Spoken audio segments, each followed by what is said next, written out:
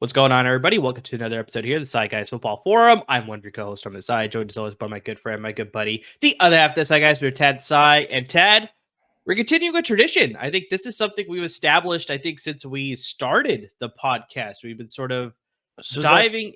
3 years, 4 years now? This will be entering our 4th year when we get to July.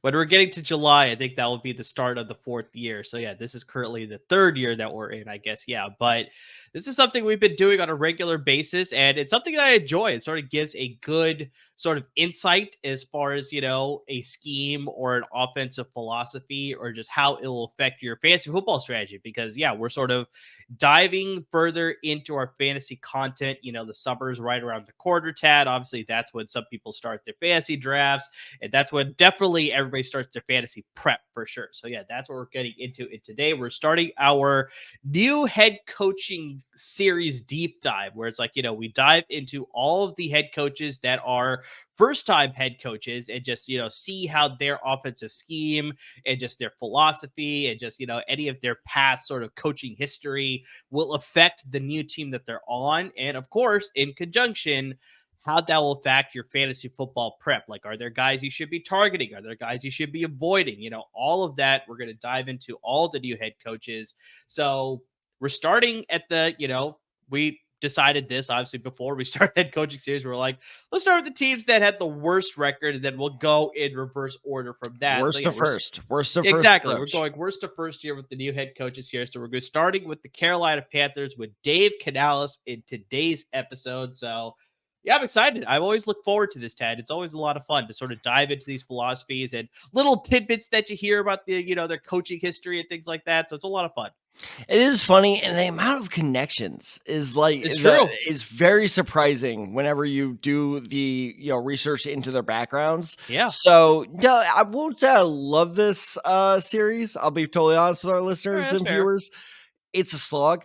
It really is, but you do find out a lot, and it does give you a very good insight. Is we have found quite a few fantasy sleepers through doing this series because, yeah, you do understand, okay, this is how this offense is going to work. And a lot of people are just like, oh, rookie head coach, and they just kind of stop there. And so, like, truly understanding the style, how they run this offense it's a very valuable piece of information. No, exactly. I 100% agree with that because, yeah, especially, they may be running a certain system at a former team, like as an offensive coordinator or just an assistant. But now that they're taking the shots and they're calling everything on their own, it could be a little bit different. So, yeah, you definitely need to take that into consideration when you're putting together your draft strategy. I remember when we did our episode on Kevin Stefanski, and we're like, this guy's going to run it a lot. Like Nick Chubb, he's going to be valuable because before that, Nick Chubb was like a borderline fantasy running back one. And you and I both said, like, the way this guy runs his offense, if he carries it over to Cleveland, Nick Chubb is going to be a monster. And lo and behold, Nick Chubb has become probably the most valuable fantasy running back out there right now, or at least most consistent. One of them, yeah, for sure. Unfortunately, the injuries have sort of derailed but we ignore that.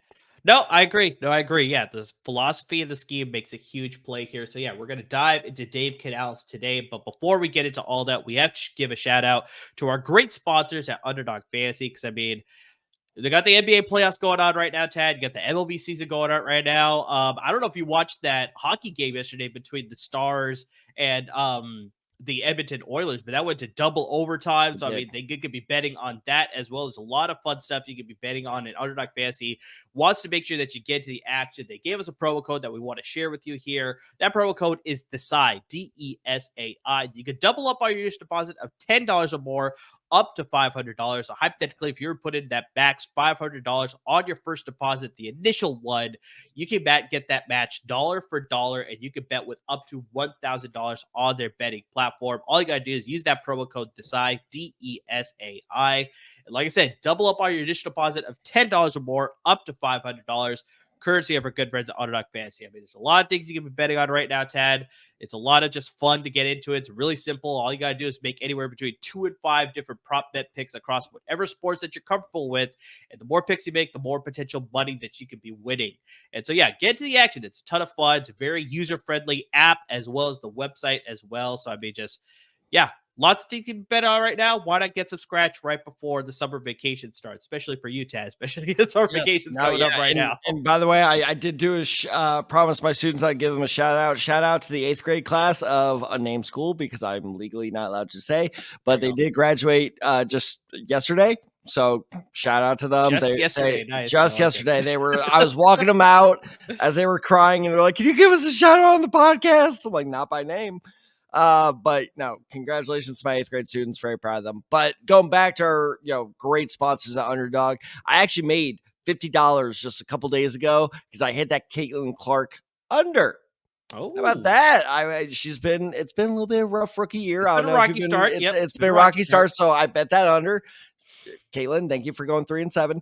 So I'm just saying, like Amir was saying, they hit a wide span of WNBA. The UFL playoffs are about to start. I know it seems like sports are kind of dead right now. Trust me, they are not. And Underdog has some of the best bets you can put out there. And with that promo code right below you, DESAI, D as in David, E, S as in Sam, AI, I'm telling you, you guys can make some real bank. And Amir, I know you've been on a hot streak too.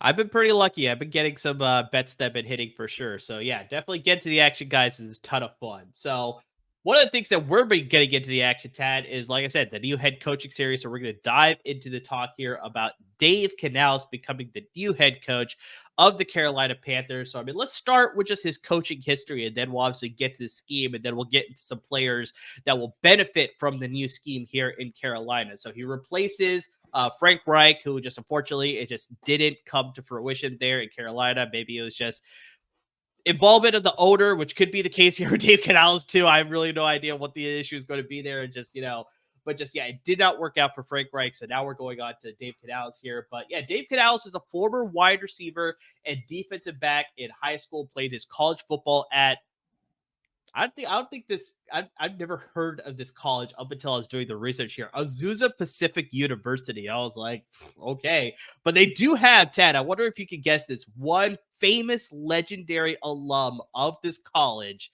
And he played the running back position because, it's very hard for you to guess this one, even if I give you the position.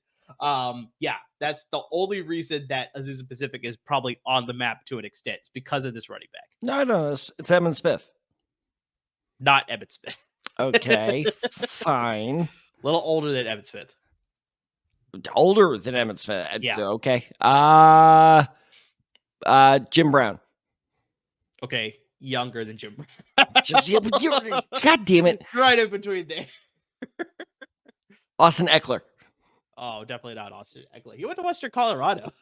How do you know that?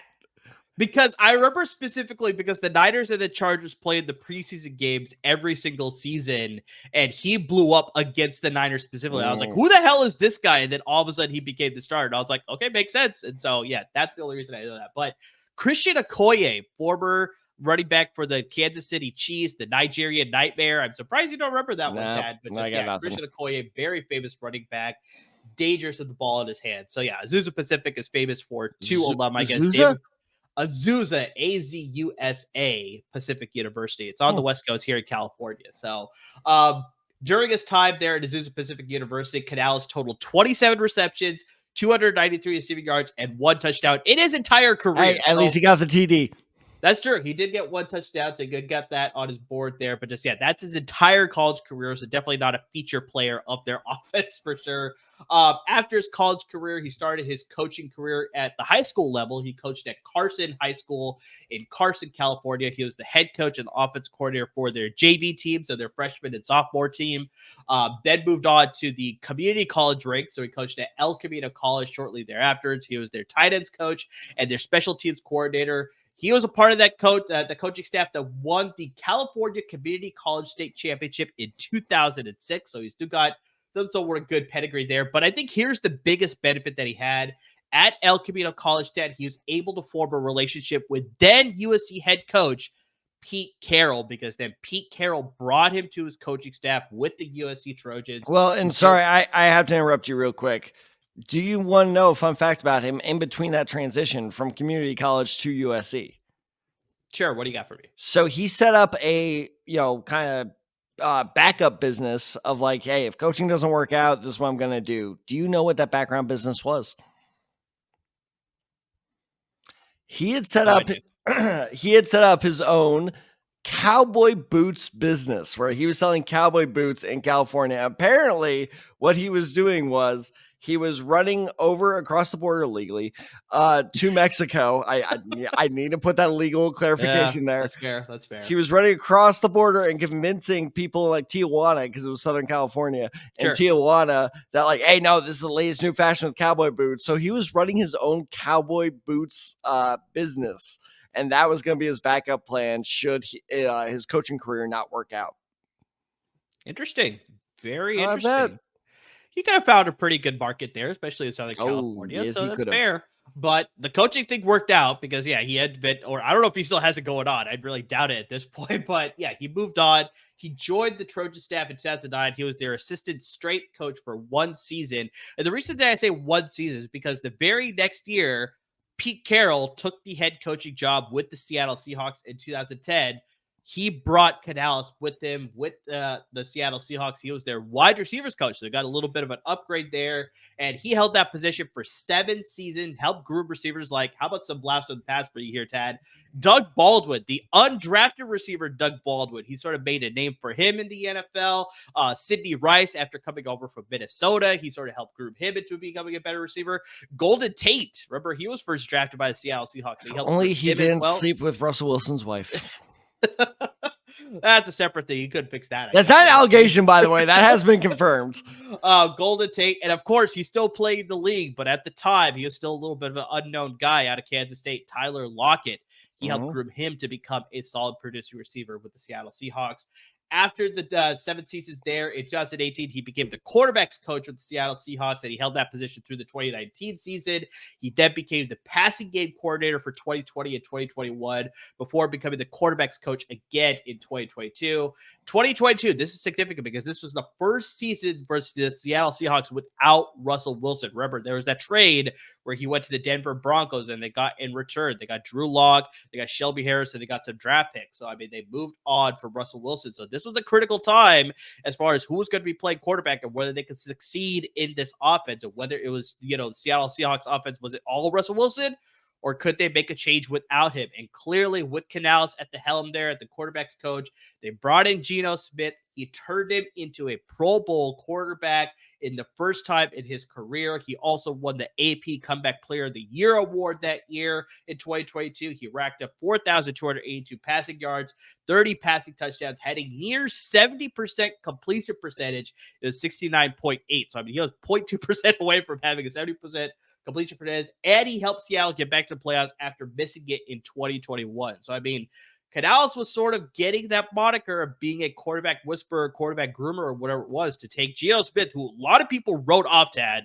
and to turn him into a career backup at that point. I think if memory serves, you and I, we did our way too early mock draft, following that year's actual draft, and you and I both had Seattle picking number 1 overall that year. I don't doubt it. A lot of people peg Seattle to just, absolutely fall on their face and just not perform highly. And so, I don't doubt that we probably had that situation where Seattle would be picking number 1 overall because, you have to remember in that draft, I can't remember what year it was, but they invited him to the green room.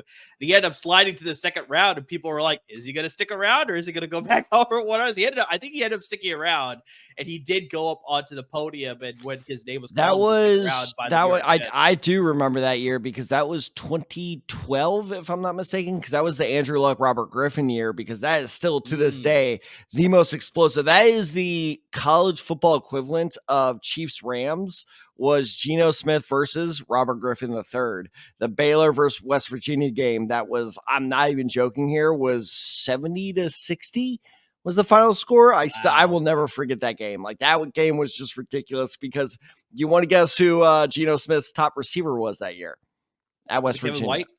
It was not. It was not Kevin White. Was it? Kevin White was on that team, though. As I figured, I was like, I'm pretty sure he was on that team, but there was a better receiver. Was it Tavon Austin? It was Tavon Austin. Yeah. Yeah. That's fair. That's fair. He was good in college. There's no doubt. He was great at college, but no, I remember when the Rams took him like 8th overall. I was like, fuck. That was a little bit too high for sure. But yeah, because of the success that he had with Geno Smith, he was able to parlay that great season that he had last season. He was the Tampa Bay Buccaneers offensive coordinator 2023. The Buccaneers were hoping to sort of capture that magic that he had, grooming Geno Smith, to now take that and groom Baker Mayfield, who was now replacing the future Hall of Famer Tom Brady. So Baker Mayfield is now starting quarterback with the Tampa Bay Buccaneers. And honestly, Tad, magic struck twice and sort of captured lightning in a bottle again. Mayfield had his best season, arguably, in his NFL career. He threw for 4,044 passing yards, 28 passing touchdowns, only 10 interceptions. He made the Pro Bowl. He finished third as the AP Comeback Player of the Year voting, losing to the sudden out of left field emergence of Joe Flacco. And of course, we had the whole DeMar Hamlin thing. So I think a lot of people pegged that he was going to win. That's a whole separate debate, but that's a whole thing. Yeah, exactly. But just, finished third in the AP Comeback Player of the Year award, but just overall, just, made a lot of people just like, okay, what can we do? Very similar to what we saw in Seattle, where it's like, what is the Seattle Seahawks going to do without Russell Wilson now? Geno Smith was able to step in, fill that void. He looked very good. Now, same thing here, replacing a future Hall of Famer, Tom Brady. Like I said, what's the Bucs going to do? Is their offense going to look the same? Was it going to be your boy Kyle Trask? Was it going to be Baker Mayfield? They signed him, but clearly Baker Mayfield was able to use whatever Dave Canales was sort of coaching up for him, and he became a prominent quarterback there. He signed a huge 3-year, $100 million deal in the offseason, so now he is there. Short-term answer, maybe long-term answer. We'll see about what happens after the couple of years there. But just Canales was able to sort of continue that sort of name that's been given to him about being a quarterback whisperer. He's able to groom Baker Mayfield as well. And with that, he was able to sort of land now the Carolina Panthers head coaching job, because he's had back-to-back stints of sort of grooming these young quarterbacks. Well, young in loose terms, obviously. But now he gets the chance of grooming a young quarterback here in Bryce Young, the former first overall pick from last year's draft. So we'll see exactly whether Canales could continue that magic, continue that role that he's on, because, Carolina needs it, because there's a lot of question marks as far as whether Bryce Young was the right pick, especially with the season that C.J. Stroud had and Houston had. A lot of question marks surrounding Carolina there, but let's see if Dave Canales can sort of capture that magic again in another season. Well, so let's talk about that capturing the magic thing, because, first off, real quick. So while he was offensive coordinator in Seattle, I looked up Russell Wilson's stats in 2018 and 2019. In 2018, Russell Wilson threw for 35 touchdowns, 7 interceptions. And then 2019 threw for 31 touchdowns, 5 interceptions. Keep that in the back of your head, because we're going to return back to those stats in a bit. But it was interesting, because I was wondering, Canales was really on no one's radar going into this year. Like, he was kind of one of those guys who was like, okay, maybe if the Bucs can kind of repeat the success, especially after they re-signed Baker Mayfield, it was like, maybe this guy can, because I'm trying to remember. There was some other team that Baker was very close to signing with. It was like, oh, Bucs may not get him back. Was it the Vikings? Is that what it was? Might have been. I don't remember, though. There was one other team that was pursuing Baker pretty hard. It was like, oh, Bucs might actually not get him back. But regardless, once he did come back, I remember people saying, like, okay, if they can repeat the success, he's going to be the hot candidate next year. And then seemingly nowhere, Carolina hired him, which was surprising to pretty much everyone. I was just like, okay. And I think we had a similar reaction of like, not a bad hire, but an interesting one.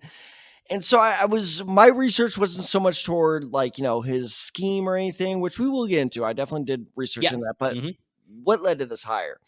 And it was funny is the one thing I kept finding was all these players talking about kind of his personality. So Deontay Johnson, who was just recently traded from the Steelers to the Panthers, was talking that he sees a lot of Mike Tomlin in Canales. I was like, oh, that's interesting. Okay. And I found this great quote, which I know I bring this up all the time, but I don't care. As a teacher, I love this because this is every successful teacher needs this skill. And this quote came from Doug Baldwin after he got hired as Tampa Bay's offensive coordinator. And Doug Baldwin, by the way, had his 3 best career years under Canales' system. So he was kind of talking about like, oh no, we connected to him because he really rose through the ranks. He put up with the, kind of shitty jobs of like you said, special teams coordinator at community college, like who really wants to do that, who can support a family on that. And so like he kind of put up with it, and that allows him to connect with a lot of different people. And this is the rest of the quote. Why that's important, and this is from Doug Baldwin, why that's important is, as you know, in the NFL, when you build an offense or a team as a whole, there's so many different personalities. And as a coach, you have to be adaptable to those personalities and be willing to work with those personalities to get the most out of them. And that's what Dave is capable of doing. He has a personality that's magnetizing because he can speak to anybody. And that combined with a bunch of, and trust me, there was a much, much larger quote from the story I pulled that from that just made sense. It just seems like this guy has kind of that likability where he can connect with anyone. And the reason I'm, draw that connection to being a teacher is you're teaching, best case scenario, 100 different kids, and some scenarios up to 300. You have to be able to find certain ways to connect with different people, because if you can only connect with one type of person, the culture in your classroom is going to suck. And with football, the culture in your locker room is going to suck. And I think this is why Frank Reich, surprising to many, got fired in his first year, not even all the way through his first year in Carolina, is the team just seemed kind of, and this is great analysis for me, kind of blah. Like there just was no identity with that team, right? They just kind of went out there. It was like 3-yard pass, 3-yard pass, 3-yard pass, 3-yard pass, run, 3-yard pass, 3-yard pass, run. It's just like there was no identity. They didn't seem fired up. And I think that the reason they chose Canales was, from everything I've read about him, he's going to bring in a culture. And I think this was a culture hire, which, given how insane David Tepper seems to be, if you can get a coach that can instill, like, ignore our crazy ass owner, get a good culture in here, it's good. I'm not equating these hires, but it almost seems like they're trying for a Belichick type hire, because Robert Kraft is a pretty outspoken, I think is a nice word, owner. And so if you can get a coach in there that's like, ignore our owner, I'll deal with him, you guys focus on you, I think that this could end up being the best hire of the offseason, which is insane considering I didn't even know this guy's name going into the offseason. Yeah, I think the big thing too that as I was doing research for this too, is just that a lot of people were just, questioning whether, like you said, where it's just like Canales sort of getting this job now, especially with the style that he's going to bring. It's like, if you try to establish that culture, like, will that sort of gel with the owner that they have? So, I mean, I think this is a topic for a different podcast episode, but just I'm curious as to whether David Tepper will give. We should do an owner's ranking. We need to do an owner's ranking episode. That'd be hilarious. But so a lot of people, like, I was looking at Panthers Reddit and like, Bucks Reddit, as far as just like, what are people's thoughts as far as just Canales becoming the new head coach now. And just, a lot of people are just questioning whether Tepper will give Canales a long enough leash. So then, like you said, he could establish that culture and establish his coaching philosophies and all that stuff to really gel and, lead a cohesive group with Carolina to sort of like grow out of, like, like you said, the vanilla, the blah, the just sort of monotonous that we saw last year. But yeah, with David Tepper as the owner, who knows whether we're going to see that sort of longevity, give him that sort of long-term option there, or whether he's just going to be like, you know what, you're not winning after 2 years, we need to find somebody else now, sort of thing. So it's like Canales can sort of set up the foundation, very reminiscent of like the Golden State Warriors, where it's like Mark Jackson set up the foundation, Mama, Steve Kerr in, there goes that man.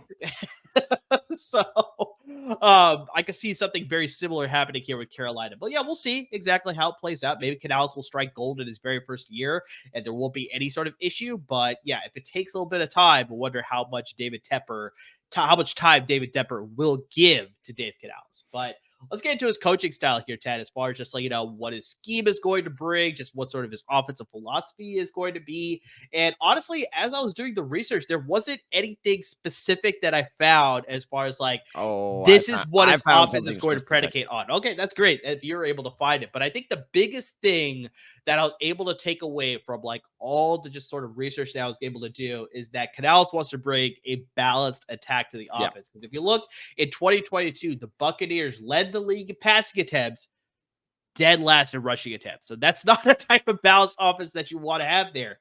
Now you look at 2023 when Canales was the first time. By the way, sorry to interrupt you. I completely put that on Brady. Of just like, it's my last year. Fuck it. I'm throwing it as much as possible. I'm stacking up those records. No one's going to beat me. I would 100% believe that's the truth. It's very fair. I could see that happening, especially like when you have Tom Brady. It's like naturally you do probably want to pass a little bit more.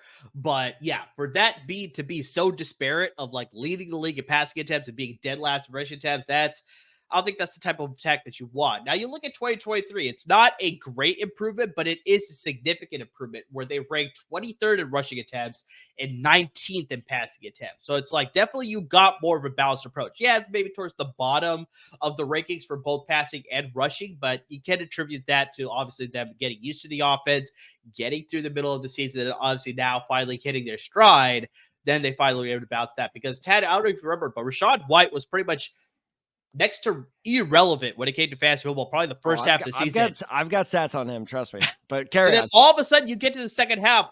That's where you start to see more of Rachaad White and why a lot of people peg this guy to be a sort of sleeper last year. So you saw that the back half of the season there through the offense there for Dave Canales. So I like the more balanced approach. It's definitely something that you're going to have there in Carolina because obviously when you trade up for running back Jonathan Brooks, you obviously have the young quarterback. They signed some new offensive linemen. So it's like they clearly want to establish a new culture there of like, we want to run the ball here to ease the pressure off of the young quarterback there in Bryce Young. Definitely want to get him used to the offense. So I could see that very much being the case because, I mean, you and me both questioned the fact, like, why did Carolina trade up for Jonathan Brooks? I think probably they want to have a running back. They want to have a system there that they can sort of control the clock.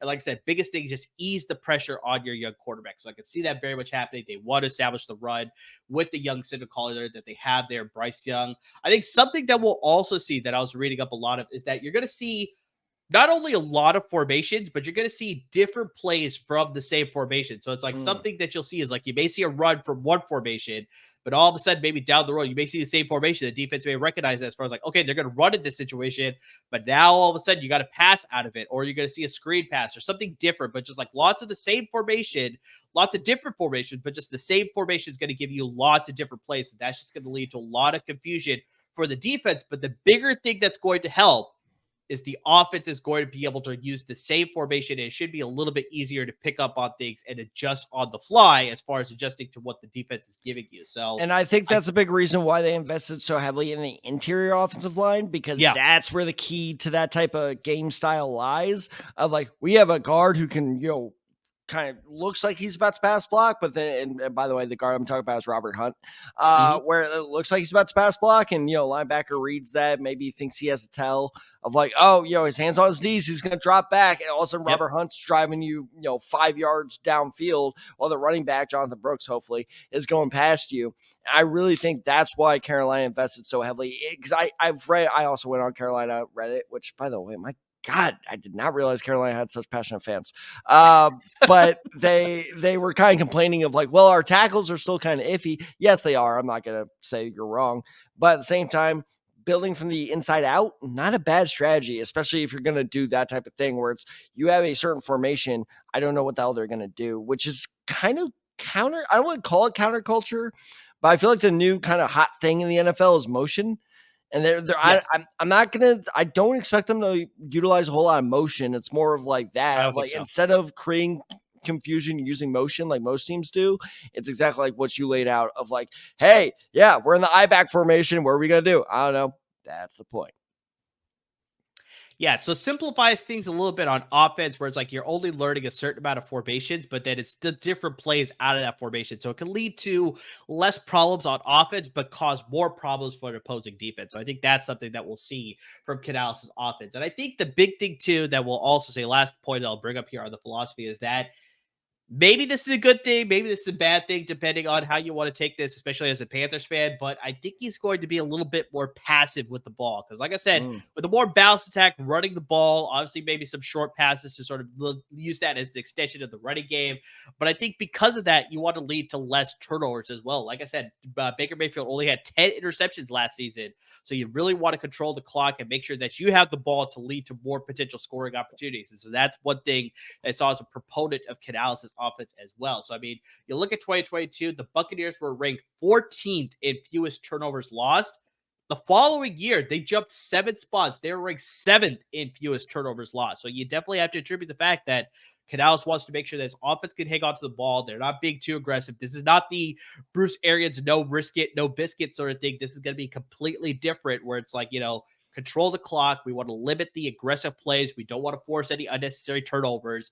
Play within the system, and we'll get the ball down the field our way a little bit more methodically. So I can see that happening here in Carolina, especially like we talked about Bryce Young. One of the big things was just like he's a little bit of a smaller quarterback. So it's like, where are we going to see something similar with Russell Wilson, where it's just like, will he have to scramble out of the pocket? Is he going to have a hard time reading the defenses and understanding where to throw the ball? So I can see this being a similar case where it's just like, all right, let's simplify things. Let's make sure he's not throwing the ball deep every so often. Of course, they will throw the ball deep, but it's not going to be a regular occurrence in this offense. They're lead on the run, shorter passes, controlled passes, safe passes as well.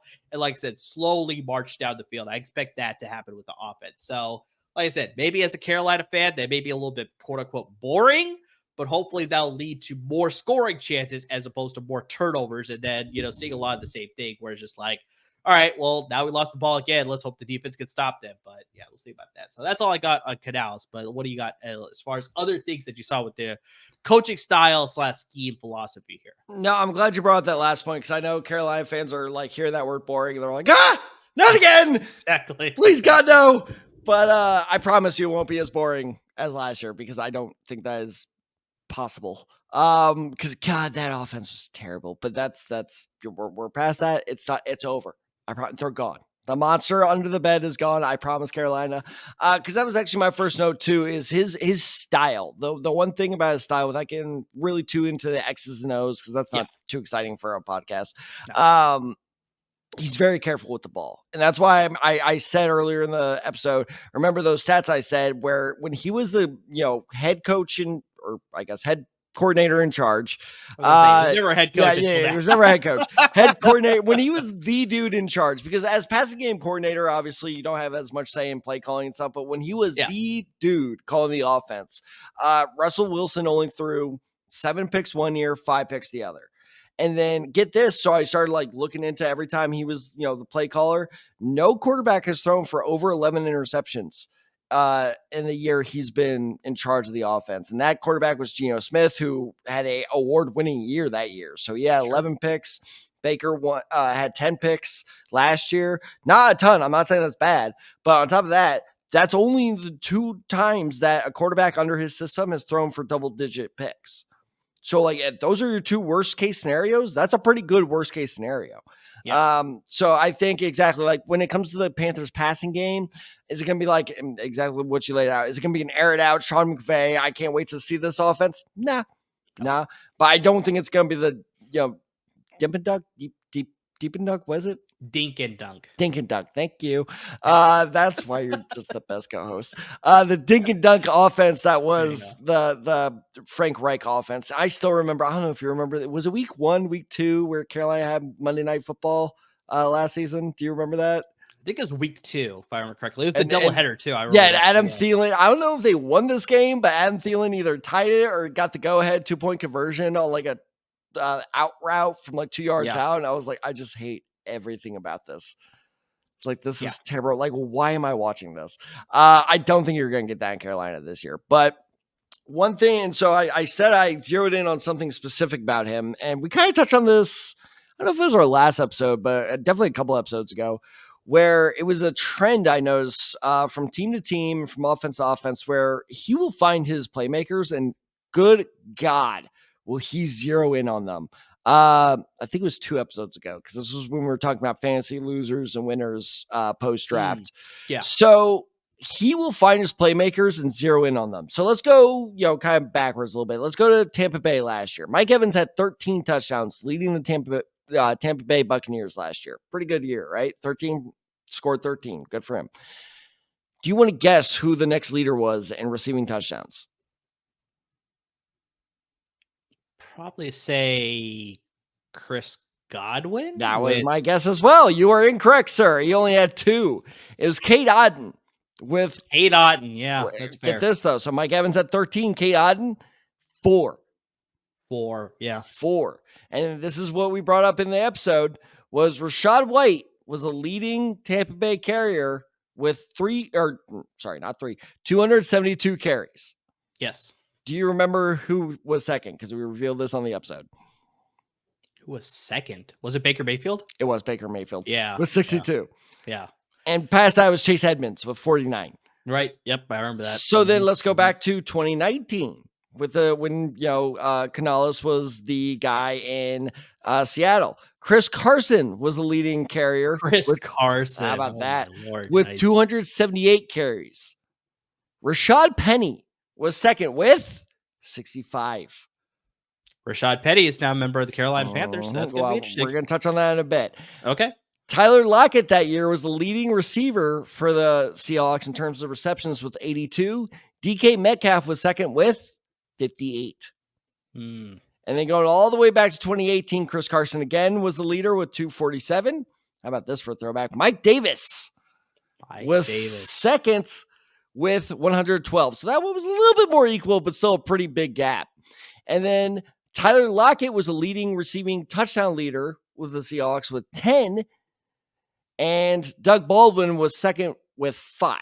So my point being is, when Canales finds his guy, that is his dude. Like, no one else is getting attention. So that's a very interesting trend, I guess is the right word. It's just interesting that the wealth is not very much spread around in his offenses. It's more like, if you can make those plays, you're going to be my dude. So in terms of fantasy, we'll get into this in a bit. I think there is a very particular receiver who's going to benefit very well from this offense. I think that's a reason why they made a certain move. But in terms of how, this will be Carolina's second receiver in your mind. Should I draft him? Probably not, because I don't think that fantasy value is going to be all that good, because he does, like I say, he doesn't spread the wealth around that much. And honestly, I know you mentioned Rashad Penny.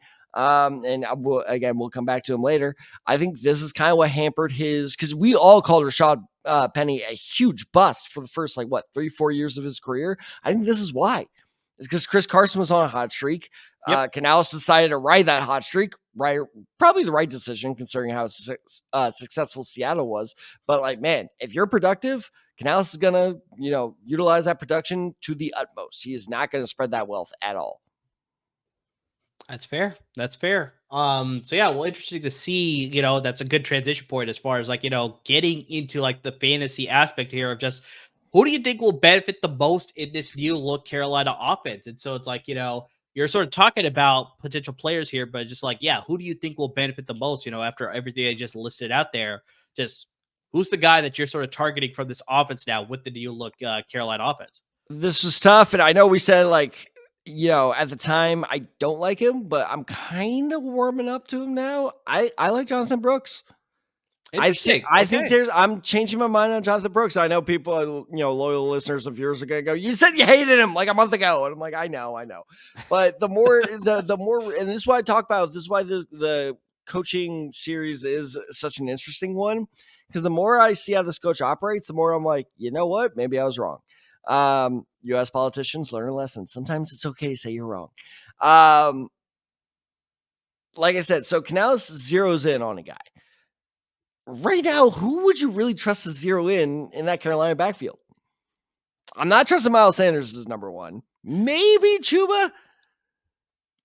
Really, I would side with Miles over Chuba Hubbard, but both those guys are not exactly exactly. No one's really like, oh yeah, that's my dude, other than Jonathan Brooks. And so I think that's the reason they trade up for Jonathan Brooks, and I think that's the reason they brought in Rashad Penny was because I could have made this connection before, but I never made that connection of Rashad Penny knows Canales' system.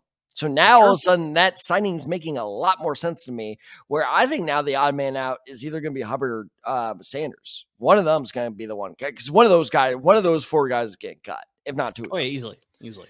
So I personally, my bet's on Sanders. I don't think he's as good as Hubbard. But bottom line being is I think Rashad Penny was brought in to be kind of Jonathan Brooks' mentor in the system. And I think that, Canales' best hope is, or best case scenario is, Brooks is our guy. He's got to understand this offense. He's going to be my Rachaad White. And keep in mind, Rachaad White had 272 carries last year, 990 yards, and 6 touchdowns. I expect a very similar stat line from Brooks this year. Assuming, he can adapt to the system well and everything, but he was my top rated running back in this year's draft for a reason. So Jonathan Brooks, I think if he is the guy, Canales is going to make him the guy. It's not going to be a Bijan Robinson situation where it's like, 1 week he has like 3 touchdowns. The next week he has 5 carries. It's not going to be that. If Jonathan Brooks can prove I can be the main back, he's going to be the main back. So as long as he has a good preseason, Jonathan Brooks could be a sneaky good fantasy option. Yeah, I think when we were sort of looking at the situations for all these running backs, I remember we discussed this in our previous episode as far as just who landed in good situations, who didn't land in good situations. I think Jonathan Brooks probably landed in one of the better situations out of all rookie running backs. Because we talked about the Jets and them drafting 2 running backs, and just like, what are they doing when they already have Breece Hall? Like, that was surprising. So it's like, yeah, I could see a situation here, especially with the new coaching regime there. They probably aren't maybe as happy with Miles Sanders and Chuba Hubbard running this offense. So I could see why they made that trade up for Jonathan Brooks to be their new guy. It's like, okay, this is a guy that I could probably trust to lead my rushing attack. Now, I very much could see a situation where one of those guys gets cut. I 100% agree with you there, especially once we get closer to training camp and preseason.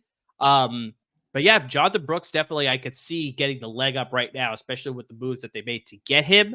And just, with the new coaching regime, it's like you had to sort of put 2 and 2 together there. That's like, okay, I probably think there's a reasoning behind why that happened. Now, I'm going to go with a different rookie here, Tad. I'm going to go to their first round pick here. I'm going to go with Xavier Legette, their wide receiver. First round pick? They didn't have a first round pick. They traded up to get him. How was that for an acting? Give me the Oscar. So I know we sort of talked about here, Tad, throughout the episode that Canales has sort of been known as sort of like a quarterback whisperer. He obviously helped coach, Russell Wilson, Geno Smith, Baker Mayfield. The luck is hoping to continue here with Bryce Young. But the other thing, which I brought up, he was 7 years a wide receiver coach in Seattle, and he was able to groom some of those receivers that I mentioned. You already brought up Doug Baldwin, but it's like Tyler Lockett and Sidney Rice, and lots of these guys became. Sidney Rice is the big one because that dude's career was dead. Like that was like he went to Seattle. It was like, all right, who gives a shit? All of a sudden, he had, if I'm not mistaken, he had a Pro Bowl season in Seattle. I'm pretty sure he did, but yeah, the biggest thing is just like, he was able to groom a lot of receivers in Seattle when a lot of people were, Marshawn Lynch, beast mode was there in Seattle. So it's like you expect them to be a run first team, but with Russell Wilson, they started to throw a little bit more. And so, you got to groom these receivers behind him. And so, he groomed a lot of great receivers that became sort of household names in the NFL. And so I can see the same thing happening where it's just like, we talked about Jonathan Brooks and the reasoning as to why they trade up to get him.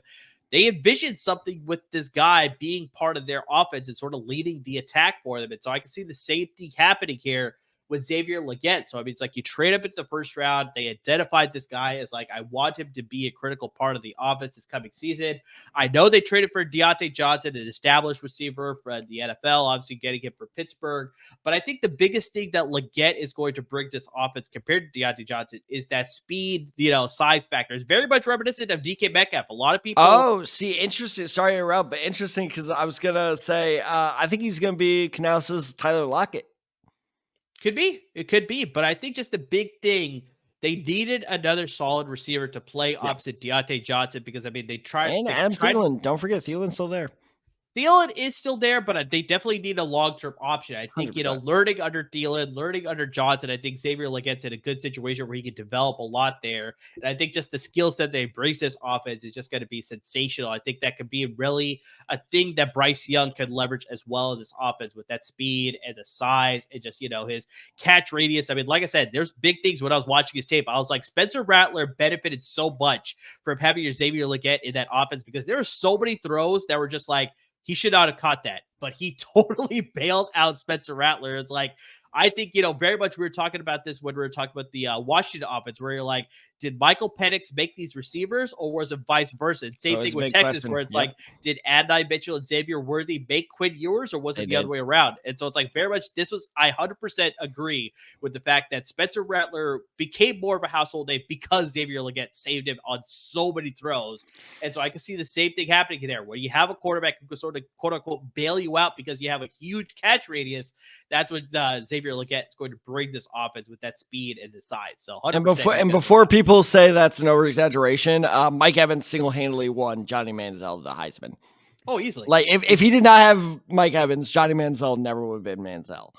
Yeah, no, I 100% agree with you. So I do like your approach with Jonathan Brooks, but I do still see like maybe they're going to go with well, okay, let me say this real quick. Legette was my pick, but obviously you got your notes in first. So no, you're the better pick, but what I'm saying is both of these rookies I think are not safe picks. I don't want to say that, but if you want to take a late round flyer on either one of these guys, I think it is. And I'll talk about this real quick with the Panthers receiver situation is in my eyes, and this is my own personal opinion, is there's a certain way to set up a good NFL receiving core, and it is established veteran, good middle guy, promising rookie. I know, shocking news. People are being like, thank you for that great insight.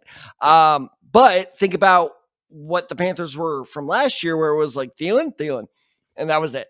And they were just like, Thielen, okay, yeah. Just 20 catches. Yeah, this 35-year-old can do that. But they have done a fantastic job of establishing that kind of order. And I think that's why, and because, look, I know this is going to sound ludicrous. I think that's why the Chiefs struggled last year. And people are going to yell at me and go like, they just won the Super Bowl. Are we forgetting the fact that none of us thought that? Like, we were all saying the Chiefs are like, this is their worst year. This is the worst Chiefs team to win a Super Bowl. It's true. Way to go, Mercy. You could avoid all of this if you guys had just won the damn game. But anyway, point being is, I'm sorry, you caught it straight there. But point being is, I think that's why you see this Chiefs offense just not quite being the same, is because they're lacking that veteran presence. They're lacking that kind of middle receiver. And now you have this dumbass, what I still consider a rookie, running around the town I'm in, punching people and crashing cars.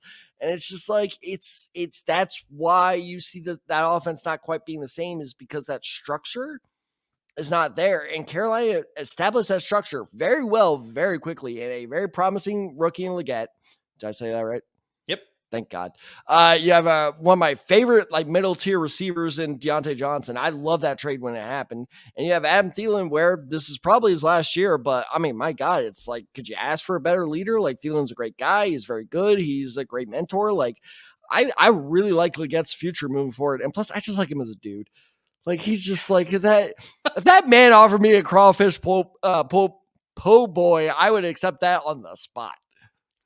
Yeah, I just love how every video, like social media that I see, they have subtitles for it now. I love it. I know, it's so good. I honestly don't know who I love more. If you ask me, like, who do you like more, Legette or Coleman, I would be like, I don't know, man. Like, that's a toss-up. It is a toss-up. And trust me, my team drafted A.D. Mitchell, and I like both of them over him.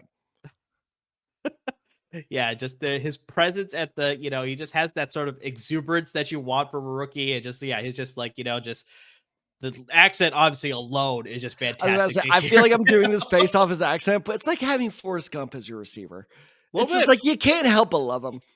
Yeah, it's so true. It's so true. But yeah, I definitely could see him benefiting the most from this offense because, like I said, I think just Canales likes to groom these receivers. Like I said, you have that hierarchy where you have an established guy, you have a guy who's a solid producer, but maybe on the, final legs of his career. And then obviously you got the young promising guy. And just unfortunately, they tried young promising guys before. just hasn't worked out. Because you look at like Jonathan Mingo, you look at Terrace Marshall, you look at just they traded for Laviska Shenault. All those guys just unfortunately just haven't worked out. All like, even in the draft process, those were all like, okay, middle tier guys. Like Legette was the first guy in a while who's truly been on that upper tier. I think he broke both of our top fives, if I'm not mistaken. But bottom line being is like before they were like, oh, maybe we'll find the steal in the mid rounds. This was the first time they were truly like, no, we gotta go get our guy. That's very true. Very true. So yeah, I could very much see like out of the two rookies, I probably like Legette more compared to Jonathan Brooks. Like I said, if you're taking a late round flyer, I definitely would trust Legette more than Brooks. But Brooks, I could see very much being like a waiver wire addition down the road, where it's like now you're starting to see. I'm telling you, that first big Brooks week where he scores 2 or 3 touchdowns and gets 60 or 70 yards, he's top of my order to go get. Because like I said, Canales has a history of like, oh, this guy can produce, you're my dude. And so it's not like, oh, this is a flash in the pan. Canales is not that type of dude who is like, oh, flash in the pan. Yeah, okay, I'm going to move off you. Like, if you have flash in the pan, he's going to depend on you. Yeah, so I could see him being a high priority add once the season actually gets going and we see how this running back room is shaping up. Like we'll see what sort of cuts they make and things like that, how the room actually shapes out through the season. And like you said, if he gets going, if he can avoid the injury bug, because that was the big thing to happen to him this last year at Texas. So it's like you wonder whether that's going to linger on. So that's the big thing that we'll see with Jonathan Brooks. But yeah, I trust Legette a little bit more as far as an instant producer this year. So that's our sort of deep dive here on Dave Canales. This is only how the hell did we talk about the Panthers for 50 minutes? I think it helps when we went to Panthers Reddit. I think that's probably the biggest thing.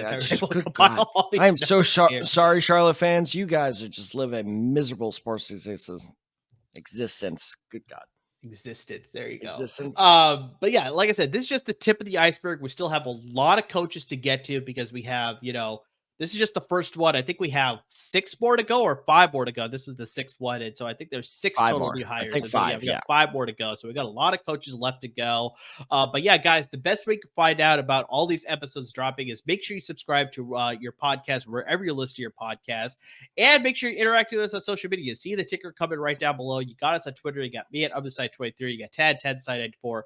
Got the show handle at The Decide Guys. And of course on Instagram at The Decide Guys as well. Hit us up with your thoughts. If you're a Panthers fan, did we get it right? Do you feel differently? Interact with us. We'd love to hear your thoughts about what you think about the Dave Canales hire. Do you think somebody else is going to benefit more than the guys that we listed? Let us know.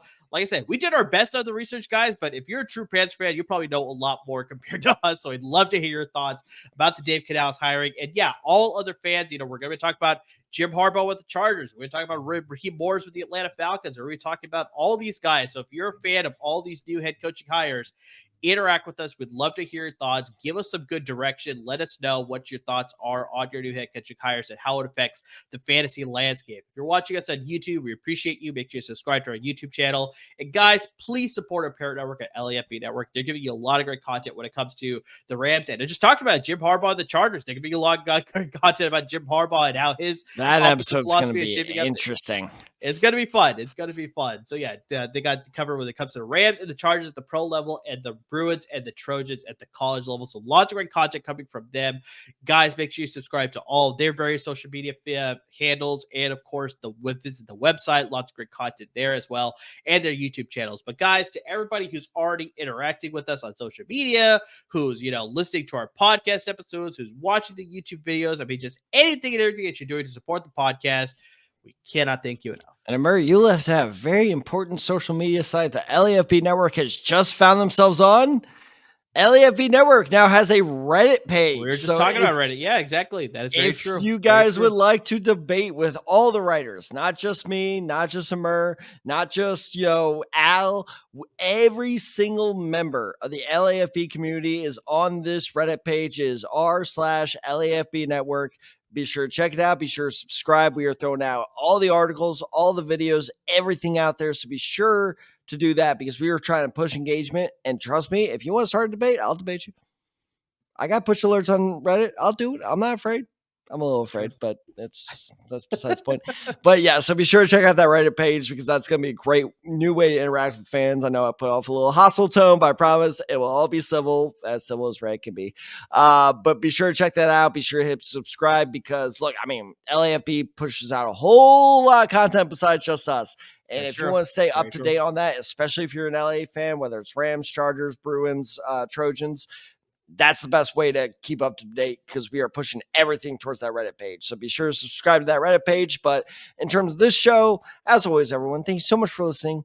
Thank you so much for watching. And please, if you have any offseason ideas, we got about 3 months to go before we really start hitting the fantasy, hammer again. So if you want us to talk about something, let us know and we will find a way to make it work. But thank you, everyone, so much for listening and watching. And please stay safe, everyone.